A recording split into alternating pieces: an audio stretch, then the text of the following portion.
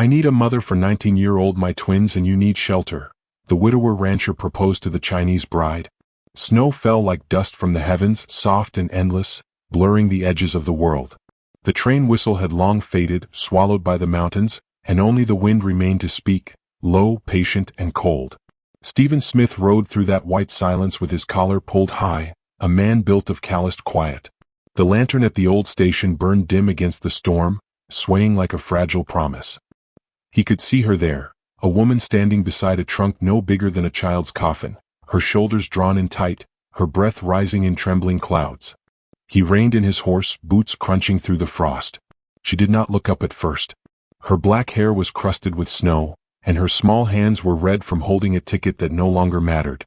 The telegram had come that morning. The bride's intended groom has fled to Wyoming. The woman remained stranded. The town sheriff had said it with a shrug, as if this foreign woman were cargo left behind, not a soul left adrift. Stephen had read the telegram twice, then folded it and saddled his horse. Now she stood before him, wrapped in a thin cotton shawl that was turning to ice. Her eyes were dark, almost luminous in the lamplight, but filled with a kind of silence that didn't ask for pity. He had seen that silence before, in the mirror after his wife died 2 winters past. The station master peeked from the door, muttered something about closing up, and vanished. The world had narrowed to 2 figures in a storm. Stephen took off his hat, snow melting down his beard. Yulie May. His voice came rough as if unused. She nodded once, quick and fearful. Her English came slow, uncertain. Men, not come. I wait 2 days. He looked at her, at the frost collecting on her lashes, at the small satchel by her feet, and felt something old stir, something he had locked away with his grief. The snow kept falling between them like the weight of every unspoken thing. You'll freeze here, he said. I have nowhere. Her voice cracked, not from tears but from cold. I can go back, maybe? He glanced at the empty track. The next train wouldn't come for 2 days, maybe more. She'd never survive the night. You got people in town? She shook her head. No one. The wind screamed against the roof, lifting a corner of her shawl. She caught it and pressed it close, trembling. Stephen looked away for a moment, not from indifference but from the ache of knowing what loneliness does to the eyes. He swallowed hard. I ain't good with words, he said at last. And I don't know much about your world. But I got a home. A ranch east of the river. Her gaze flicked up, uncertain. I lost my wife, he said simply. My twins, they need a mother. You need shelter. For a long time she said nothing, her face unreadable. The lamp above them hissed, its flame shuddering. Her lips parted, to refuse maybe or to ask why me. But only a small nod came. I come, she whispered. Stephen lifted her trunk, heavier than it looked. The metal bit through his gloves. She followed behind him like a ghost trailing a memory. He helped her onto the horse, her fingers cold against the saddle horn. For a heartbeat she looked small and lost. Then the horse moved and the snow swallowed their tracks. They rode through the blizzard in silence. The lantern swinging from Stephen's saddle cast golden circles on the snow. Once, when the wind grew too cruel, he reached back and steadied her hand. Her grip was hesitant, then firm, trust born not from words but from need. The land opened into miles of white pasture, fences like bones jutting from the drift. The Smith ranch waited at the edge of the valley, its roof bowed under snow, chimney breathing faint smoke. A dog barked once and went quiet. When they reached the porch, the door opened before he dismounted. 2 figures stood there, tall shadows framed by firelight. The twins. Henry, broad-shouldered like his father, with the guarded stare of someone who had lost too much too young. Hannah, her hair tucked under a wool cap, eyes soft but wary. They did not smile. Stephen lifted May down, careful not to startle her. Her feet sank into the snow, and she looked at the cabin with something close to awe, not for its beauty but for the fact that it stood. Inside, Stephen said. You're safe now. She hesitated. Your children, they not want me. He paused, following her gaze toward the twins. The boy's jaw was clenched, the girl's hands twisting her scarf. They'll come around, he said quietly, though even he wasn't sure. May stepped inside first. Warmth struck her face, wood smoke, candlelight, the smell of stew cooling on the table.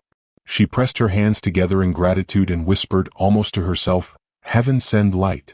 Henry's voice came sharp. Who is she? Stephen removed his coat, steam rising from his shoulders. She's staying. For how long? Stephen looked at the fire instead of his son. For good. The silence that followed was heavier than the storm outside. Hannah glanced between them, her eyes flickering with both fear and curiosity. Li Mei bowed slightly, unsure of the custom, and murmured, "I work. I clean. No trouble." Henry turned away, muttering, "She already is." Stephen's jaw tightened, but he said nothing. The old wound in him, guilt, grief, pride, throbbed like an old scar touched by cold. He'd brought a stranger into his home, not knowing whether mercy would heal or break them further. Later, when the house had quieted, Li Mei sat on a stool near the fire, drying her thin sleeves.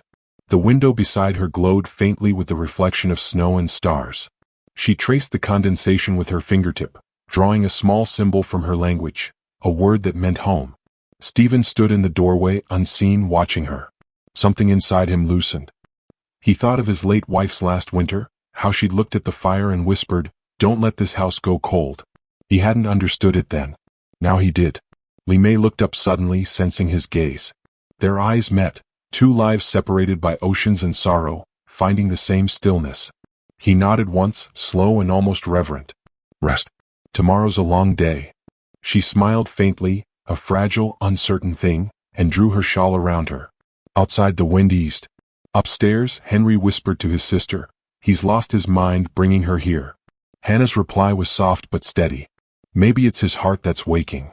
Downstairs, Stephen added another log to the fire. The flame caught, warm and gold, spreading light into corners that had been dark for years. He stood there for a long moment, the crackle filling the silence, then turned toward the stairs where the faintest outline of her shadow fell across the wall. The snow outside kept falling, slow, patient, eternal. But inside the cabin, something had shifted, small as a breath, fragile as dawn. And when the wind pressed against the window again, it no longer sounded like grief, it sounded like the beginning of something trying quietly to live again. Morning came pale and bitter, the kind of cold that made even sound move slow. The Smith cabin creaked against the wind, timbers sighing, snow pressing heavy on the roof. Inside, Li Mei rose before dawn. The air was breath white, the stove long dead. She knelt to rekindle the fire, her fingers stiff, her breath trembling through the ash. Each strike of flint echoed softly, like a heartbeat in the stillness. When the flame finally caught, it painted her face in gold and ember, a fragile warmth inside a stranger's house. She moved quietly as if afraid to wake the walls. The kettle hissed, the scent of rice and venison broth filling the room. She placed bowls on the table, the wooden spoons aligned just so. Then from upstairs came the slow sound of boots, 2 sets. Henry first, his steps sharp and deliberate. Hannah followed, lighter, curious. They paused at the bottom of the stairs, the firelight flickering across their faces. Henry's gaze was cold as river ice. "She's still here." Hannah whispered, "Pa said she'd stay." "She shouldn't have." Li Mei straightened, her hands folded before her. "Good morning," she said carefully, each word carved in effort. Henry didn't answer. He brushed past, took a bowl, sat down. He ate without a word, the scrape of spoon loud in the silence. Hannah gave a shy smile, sitting across from him. "It smells good," she said. Li Mei returned a small nod, almost grateful. When Stephen came in from the barn, snow melting in his beard, he took in the scene. The quiet table, the uneaten bowl in front of him, the tension coiled like a wire between them. He sat slowly, his chair groaning beneath his weight. "She's part of this house now," he said, not looking at Henry. "So mind your manners." Henry didn't reply. He finished his meal and left, the door closing with a dull thud. Hannah's eyes followed him, worried. Li Mei said softly, "He miss his mother." Stephen froze. The words were gentle, not accusing, but they struck deep. "We all do," he said, then rose and went back into the cold. Through the day Li Mei worked. She mended shirts by the window, melted snow for washing, scrubbed the floor until her knuckles bled faintly pink. The cabin began to change under her touch, not brighter but softer. She set a vase by the hearth with wild branches she found near the frozen creek. She hummed old melodies that belonged to mountains oceans away. Hannah lingered near her, watching with shy fascination. "What does that song mean?" she asked. Li Mei looked up. "It mean, sorrow become light." The girl's brow furrowed. "You sound sad when you sing it." Li Mei smiled faintly. "Sad song keep heart warm." Outside, Henry split wood until his hands blistered. He worked as though punishing the air. When Stephen joined him, the boy's jaw was tight. "She doesn't belong here, Pa folks are already talking." "Let them," Stephen said. "You know Mrs. Baines. She said you traded your pride for a servant. Stephen's swing stopped midair. For a moment the only sound was the wind dragging snow through the trees. You let her talk, he said finally. You keep working. But inside he felt the sting too. He'd seen the looks at the general store, men pretending not to stare, women whispering into their gloves. He brought a foreigner under his roof. Words like knives hidden under lace. By afternoon, Li Mei walked to town to fetch salt. The path was long and the snow deep. When she entered the mercantile, the bell jingled sharply. The clerk, a short man with a scar above his lip, eyed her without greeting. What you need, he said flatly. Salt, she answered. He waited, dropped the bag on the counter so hard that dust rose. She reached for her coin purse, but her frozen fingers fumbled. A small laugh rippled from behind, Mrs. Baines in her fur-lined shawl, watching with narrowed eyes. Careful, dear, she said to the clerk. They're clever with their hands. Li Mei looked down, said nothing. The insult hung there like smoke. She gathered her parcel and left. Outside, her tears froze before they could fall. That night she didn't eat. She worked late, sewing patches on Henry's torn jacket. When he came in, she stood to hand it to him. He stared at the neat stitches, fine, even, almost invisible, then looked at her face. Why do you keep trying? He asked quietly. She answered without pause. Because it right thing. Kindness no need thank you. He didn't know what to say. He took the jacket and left it folded on the chair, but that night he wore it when he went to check the horses. Stephen watched from the window. The snow had eased, leaving a soft silver glow over the land. Inside, the fire crackled. Li Mei's shadow moved slowly across the wall. He thought of how she'd come from another world, carrying silence like armor, and wondered if his house, his life, had been waiting for someone to fill it with that stillness again. Later, when everyone slept, he walked into the kitchen. The table was clean, the air faintly fragrant with rice and pine. Beside the lamp sat a small folded cloth embroidered with a single Chinese character. He touched it gently. The thread shimmered gold. In her room, Li Mei whispered a prayer to the quiet. Let me stay worthy of mercy. The days blurred into a rhythm, work, silence, the slow thaw of hearts. Hannah began asking her to braid her hair. Henry no longer left his dishes undone. Even the dog followed her to the barn. Yet beyond their land, gossip thickened like smoke. When Stephen brought eggs to church one Sunday, two men turned away. The preacher nodded but did not invite him to sit near the front. He told no one, but that night, when Li Mei lit candles for supper, he lingered longer at the table. The way she poured tea, steady hands, small bow, reminded him of grace he'd forgotten existed. As they ate, Hannah smiled. Miss Li Mei, will you teach me that song again? Henry shot her a glance but didn't stop her. Li Mei nodded. Tomorrow. We sing while work. Outside, snow began to fall once more, quiet and fine as dust. The fire glowed deeper, the sound of it filling the space between them like a heartbeat shared. When the twins went upstairs, Stephen remained. Town's cruel, he said finally, voice low. They'll find reason to hate what they don't know. Li Mei met his eyes. I know hate, she said softly. But snow melt. Always melt. He looked at her a long time, something unspoken passing between them. Then he rose, tipping his hat slightly as though to an equal, and stepped into the cold night. From the window she watched him go, the shape of him fading into white. Behind her, the fire snapped, and for the first time since her arrival, she smiled without sadness. Upstairs, Henry stood at the landing, unseen, watching her watch his father. His hands gripped the railing, his face unreadable. The storm outside began again, whispering against the windows like secrets that refused to sleep. The thaw began slow that year, hesitant as if the land itself feared to hope.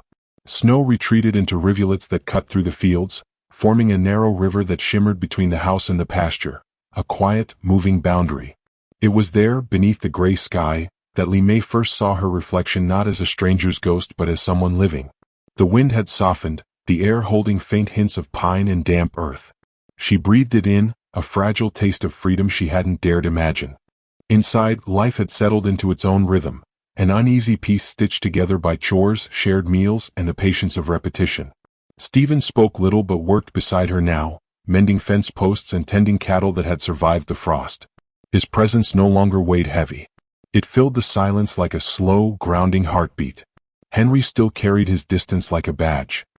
He watched her every motion, how she tied her sleeves before washing clothes, how she bent to stack kindling, how she lingered near the small shrine she'd built from river stones behind the barn. To him, she was both intruder and mystery, the foreign tide eroding what little family he had left. Yet one morning when he tried to lift a hay bale and twisted his arm, she was the one who found him grimacing beside the trough. "No," she said gently, kneeling beside him. "You sit." He protested, but she ignored it, pulling a strip of clean linen from her apron. She bound his arm with slow, practiced motions. Her touch was light but sure. Henry stared at her fingers, the tiny scar on her knuckle, the rhythm of her breath. "You learned that where?" he muttered. "In my village," she said. "War came once. I learned to fix what break." Her words hung in the air. For the first time, Henry looked at her not as a symbol of his father's shame, but as a person who'd survived things he couldn't name. "Thank you," he murmured, awkward but sincere. She smiled, small, fleeting, and left without another word. From the porch, Stephen had seen it all. He said nothing, only watched the boy flex his bandaged arm and look after her with a quiet confusion. Something within him eased. Later that week, Hannah brought out a torn dress, asking if May could mend it. They sat together on the porch as the afternoon light slanted gold through the trees. "You use this thread," May said, showing her a spool of silk. "It's strong but gentle. Like love." Hannah laughed softly. "Strong and gentle don't live in the same house, Miss May." May smiled. "They can, if house have room." Inside, Stephen paused by the window, listening to their laughter. It was a sound he hadn't heard in years, the sound of his daughter forgetting grief, if only for a breath. He found himself standing straighter, his chest loosening with something close to gratitude. Still, the town had not forgotten. Every Sunday, whispers followed them like shadows. When Stephen and May entered the church together, pews shifted. Mrs. Baines's voice floated sharp and sweet. A proper man would have sent her to work elsewhere. Stephen ignored it, but Henry's fists clenched. After service, he caught one of the farmhands laughing about the Smith bride with her funny eyes. Henry swung before he thought, blood bright against snow. The man fell stunned. Stephen pulled his son away, voice low and fierce. "You don't feed gossip with your hands. You kill it by living better." That night, May found Henry sitting alone by the riverbank, his knuckles raw. "You fight for me," she said softly. He looked away. "I fought because they talked about my father." "Same thing," she said, sitting beside him. "You protect heart of house." He blinked at her, unsure how to answer. The river gurgled between them, slow and cold. "You really think this is your house?" She touched the earth beside her, fingers pressing into the damp soil. "I work here. I pray here. I stay when storm come. So yes, little by little it become mine too." Henry stared at the current, the silver reflection of stars breaking against it. He wanted to argue, but something in her voice made it impossible. Days later, Stephen came home from town later than usual. His coat carried the scent of wood smoke and shame. "They said things today," he muttered, setting down his hat. May was stirring stew by the stove. She didn't turn.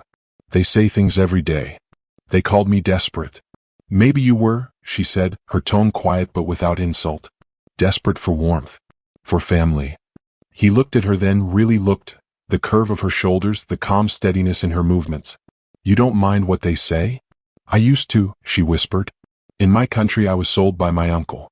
Words hurt, but cold hurt more. The honesty in her voice cracked something open in him. He stepped closer, hand half reaching, but stopped himself, letting the space remain sacred. "You're safe here," he said finally. Her reply came soft. "Then I will make this place worthy of safety." The next morning she followed him to the barn, offering to help mend the stall doors. At first he refused, but she insisted, and they worked side by side in a silence that felt less like distance and more like understanding. When she lifted the hammer wrong, he moved behind her, guiding her wrist. For a moment their breath mingled, the scent of pine resin, worn leather, and something tender that neither dared to name. By noon a rhythm had formed between them. He'd hand her nails, she'd hum a tune under her breath. When the stall was finished, she stepped back, wiping sweat from her brow. "Good," she said, pride flickering through her accent. Stephen smiled, a real one this time, faint but sure. "Better than I'd have done alone." In the distance the twins watched from the fence. Henry whispered, "He's smiling again." Hannah nodded, eyes glistening. "And she's the reason." The weeks turned to early spring.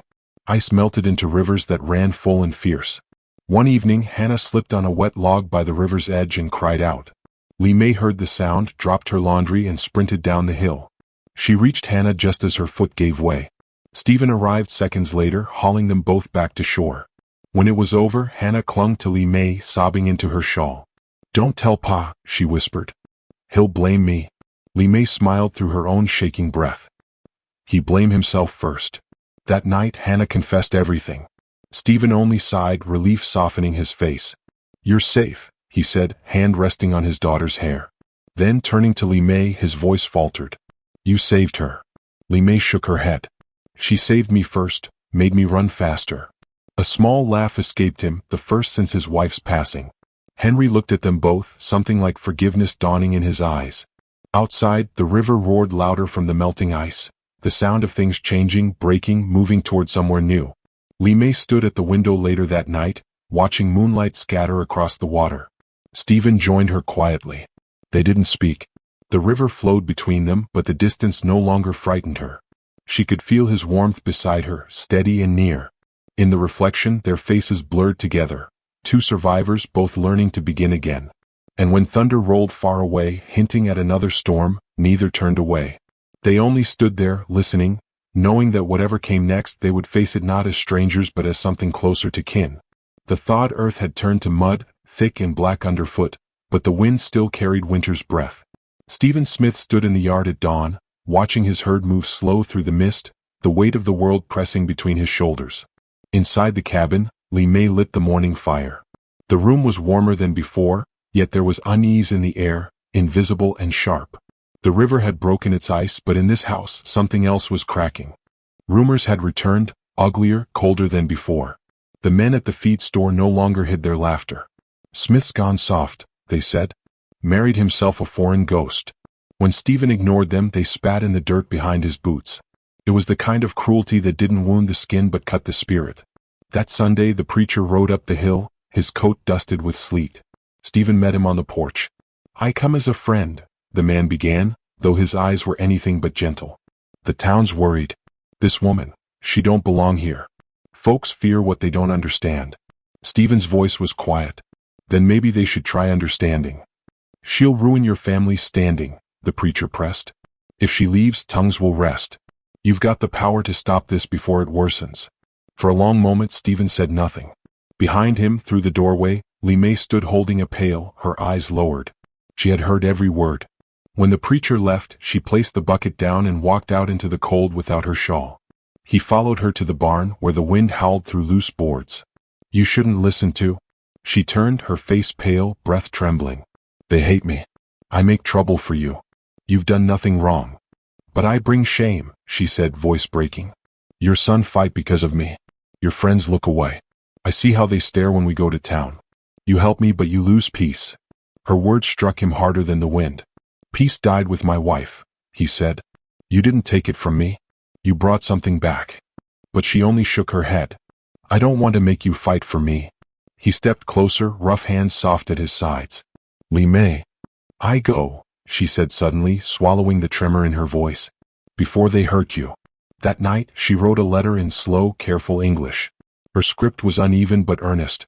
"You gave me roof and kindness. But kindness must not bring pain. I leave before more storm come." She folded it, placed it on the table beside the fire, and left while the house slept. The cold met her like a wall. She walked through the dark, each breath a white ghost. Behind her, the cabin's windows glowed faintly, small lanterns in an ocean of snow. She didn't look back. The sky was bruised with dawn when her strength began to fade. Stephen woke to silence that felt wrong. The letter waited like a wound on the table. He read it once, then again, the words blurring as the truth struck him. She was gone. Without his coat, he bolted into the storm, calling her name through the wind. The snow had returned overnight, thin and stinging. He found her footprints near the creek, already half covered. "Li Mei," he shouted. The river answered with its own roar, ice cracking, water rushing beneath. He saw her at last, a dark figure walking along the edge. She turned when she heard him, her face pale against the storm. "Go back," she called. "Please." But he was already crossing the frozen bend. The ice groaned under his boots. "You're coming home." She shook her head. "Home not for me." "Yes, it is." His voice broke through the wind. "You belong there more than I do." Then the ice cracked. A sound like thunder split the air. The ground vanished beneath him, and the river swallowed his legs. Li Mei screamed, running forward. Without hesitation, she grabbed a fallen branch and reached toward him. He caught it, his arm burning with cold, and she pulled with everything in her, small, shaking, relentless. With one last heave, he crawled onto the bank, water pouring from his coat. For a long time they lay there, gasping, snow falling soft around them. Then he turned his head toward her. "Why would you risk that?" She met his eyes through tears. "Because you gave me life when I had nothing. I can't let you die because of me." He reached for her hand, rough and trembling. "You think I'd let you walk out into that cold alone? I'd rather face them all than lose you." The wind quieted. She pressed his coat over him, her fingers shaking. "You get sick," she whispered. He smiled faintly through chattering teeth. "Then you'll have to take care of me." They laughed weakly, the sound breaking the silence like a small mercy. Together they stumbled back toward the cabin, leaning on one another, their footprints vanishing behind them in the wind. By the time they reached the porch, the twins were there, Henry and Hannah, eyes wide with fear. Hannah ran forward, wrapping Li Mei in a blanket, while Henry helped his father inside. The fire crackled to life again, bright and loud. When Stephen had changed into dry clothes, he found Li Mei kneeling by the hearth, her face illuminated by gold light. "I am sorry," she said quietly. "I wanted to protect you." He crouched beside her, his voice low but steady. "You don't protect me by leaving. You protect me by staying." Her eyes shimmered. "Why you say that now?" "Because I almost lost you twice," he said. "Once to fear, once to the river. I won't make it a third." Henry and Hannah stood near the doorway, silent witnesses. Hannah's hands trembled as she clasped them together. "Pa," she whispered, "don't let her go again." Stephen looked at his daughter, then at Li Mei. "I won't." For the first time, Li Mei's tears came freely. He took her hand, rough against delicate, and pressed it against his chest. "You brought warmth back to this house," he said. "Even under all this snow, I feel it." Outside, the wind shifted, carrying the faintest sound of thawing, ice breaking, water running free. Inside, Henry turned toward the window, watching the frost begin to weep down the glass. Something in his face softened, the old anger giving way to quiet acceptance. Later, when the fire dimmed to embers, Li Mei rose to pour tea. Her hand brushed his as she handed him the cup, a brief touch, but it held more truth than 100 words. They sat without speaking, the air filled with the rhythm of the hearth and their breathing. The storm outside was fading, but the sound of the river still lingered, deep and restless. Stephen glanced toward the door where her shawl hung drying. "You're not leaving again?" he said softly.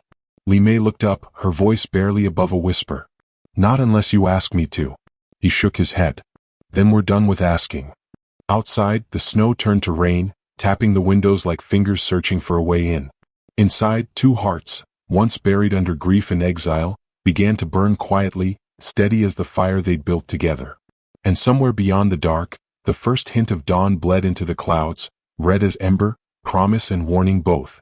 The world awoke under a sheet of white again, though this time the snow felt gentler, like a benediction instead of a curse. The river had frozen at its edges, but in the center, water still ran dark and quick, a living vein beneath winter's heart. Stephen Smith stood by the barn, breath steaming, hands on his hips, watching the cattle move slow through the pale morning. Inside the cabin, Li Mei was humming, her voice soft, weaving through the rafters like smoke from a quiet fire. It was a song without words, a prayer made of sound. Hannah helped her roll dough, smiling shyly when their hands brushed. "Pa says you make the house smell like Sunday," the girl said. Li Mei laughed low and shy. Then maybe he remembered what peace smelled like. From the window, Stephen caught the sight, the glow of the stove, two women bent over the table, and something inside him softened. It had been 2 months since the storm, and the town's gossip had slowly burned itself to ash. A few still whispered, but most had grown tired. Work and hunger left little time for hate. Still, Stephen carried the memory of every glance, every half-spoken word, like a bruise under the skin. Henry entered with wood stacked in his arms. "The barn roof's sagging," he said. "If the snow keeps coming, it won't last the night." Stephen nodded. "I'll fix it after breakfast." Li Mei turned, worry flickering across her face. "You not go alone." "I've been patching that roof since before you came," he said with a small smile. She looked at him steadily. "Still roof not love you back." He chuckled, but her words stayed with him. By mid-morning, clouds gathered thick and gray. The air felt heavier, sharper. Stephen climbed onto the roof with Henry, shoveling snow, hammering planks where the wind had torn shingles loose. The wood was slick with ice and each breath came like smoke. From below, Li Mei stood in the yard, shawl pulled tight, watching them.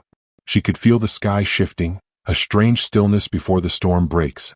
Then came the crack, loud, sudden. Henry shouted as a section of the roof gave way beneath Stephen's weight. He fell hard, the air driven from his lungs, landing in the drift below. For a moment, the world blurred white. Then he groaned, clutching his side. Li Mei ran to him, snow soaking her skirts. "Stephen." Her voice shook, her hands already searching for injury. Blood streaked the snow, a shallow cut across his ribs, bright against the pale. "I'm all right," he breathed, though his voice betrayed pain. "No, you not." She tore a strip from her apron and pressed it to the wound. "You stubborn like old ox." Henry knelt beside them, face pale. "Pa, we need to get you inside." Stephen waved him off. "Finish the roof first." Li Mei's eyes flashed. "Roof, wait. You know." There was no argument left in him. He let her guide him back inside, each step slow, the world narrowing to her voice, her hands steady as the earth beneath him. When they reached the hearth, Hannah already had water boiling. Li Mei cleaned the cut, humming that same wordless tune. Stephen watched her through half-lidded eyes, her face calm, the curve of her lips lit by firelight. He thought of how fragile life had been since she arrived, how easily it could have ended in snow or rumor or silence, and yet here they were, both still standing. Outside, the wind began to rise. Henry came in, stamping snow from his boots. "The storm's back," he said. "Worse than before." By nightfall, the wind howled like a living thing. Snow hit the windows in waves, each gust shaking the cabin. The fire burned low, throwing wild shadows across the room. Li Mei added wood, but the flames fought for air. Stephen, still pale, tried to rise. "I'll check the horses," he said. "You rest," she ordered. "They're my responsibility." "And you are mine," she answered, startling him. Her voice trembled only slightly. "You fall once today. No more." He stared at her, then laughed weakly. "You win." Hours passed. The storm did not ease. The wind whistled through every crack, rattling the shutters. Then, faint through the roar, came a sound, a deep groan, a sharp crack. Henry froze. "That's the barn," he whispered. Stephen tried to stand, but pain stopped him. "If the roof gives, the horses." Before he could finish, Li Mei threw on her cloak. "I go." He grabbed her wrist. "You're not stepping into that storm." But she pulled free. "You know, walk." "I can." Before anyone could stop her, she pushed open the door and vanished into the white. The wind swallowed her whole. Outside, the world was chaos, snow flying sideways, the air burning with cold. She fought her way through the drift, her lantern nearly torn from her hand. When she reached the barn, half the roof was sagging, snow pouring through. The horses neighed in terror, kicking against their stalls. Li Mei climbed over the debris, whispering soft words in Mandarin, her voice steady against the storm. "Shh, easy, easy, you safe now." She unlatched their doors one by one, guiding them out into the night, toward the small paddock behind the cabin where the wind broke gentler. As she freed the last mare, the roof gave a final, shuddering moan, and collapsed. Stephen, watching from the window, saw the flash of firelight vanish beneath the falling beams. He roared her name, pain forgotten, pushing past Henry and into the storm. The cold cut like knives, but he kept moving, calling until his voice broke. He found her kneeling in the snow beside the horse, her lantern flickering weakly beside her. She looked up, her face streaked with soot and ice. "All safe," she whispered. "All alive." He knelt beside her, gathering her into his arms. "So are you," he said fiercely. "You hear me? So are you." Her hands clutched his coat, trembling. "You come for me again." "I'll come every time." For a long moment they stayed that way, the snow falling around them like blessings. Then he rose, carrying her toward the cabin. Behind them, the barn smoldered, its beams glowing faintly red through the snow, the fire under the ice. Inside, the twins met them with blankets. Li Mei coughed, shaking but alive. Stephen lowered her to a chair, brushing wet hair from her face. "You could have died," he murmured. She met his gaze, eyes glimmering with something fierce. "Then I die with purpose." He took her hand, rough thumb tracing her knuckles. "No," he said. "You'll live with me." For a moment, the only sound was the storm's dying breath outside. Then quietly he reached into his coat and withdrew a small ring, silver, dulled with time. "It was my wife's," he said. "But she told me once before she passed, if warmth ever returned to this house, I was to give it back to the fire that made it." He held it out to Li Mei. You're that fire. Her eyes widened, tears breaking free. You mean? I'm asking you to stay. As my wife. Hannah gasped softly. Henry's eyes shone in the firelight. Limei covered her mouth, breath trembling. Then she nodded once, small, certain. Stephen slipped the ring onto her finger. Then let the world say what it wants, he said. We'll answer with the life we build. Outside the storm began to ease. In the distance, a faint sound carried through the quiet, the church bell muffled by snow ringing for morning. Inside, their hands remained clasped, two survivors in a house reborn. And as dawn spilled silver across the white hills, Stephen whispered to her ear, some fires don't burn. They heal. If this story touched your heart, if you felt the warmth beneath the snow and believed that even the coldest hearts can find home again, then I'd love to know where you're watching from. Every soul has its own winter, and every kindness lights a fire worth remembering. Tell me in the comments what part stayed with you most and click on the story showing on your screen. It's even more haunting and beautiful than this one. Go on, friend, don't let the fire die out tonight. Click it and I'll meet you there beneath the falling snow.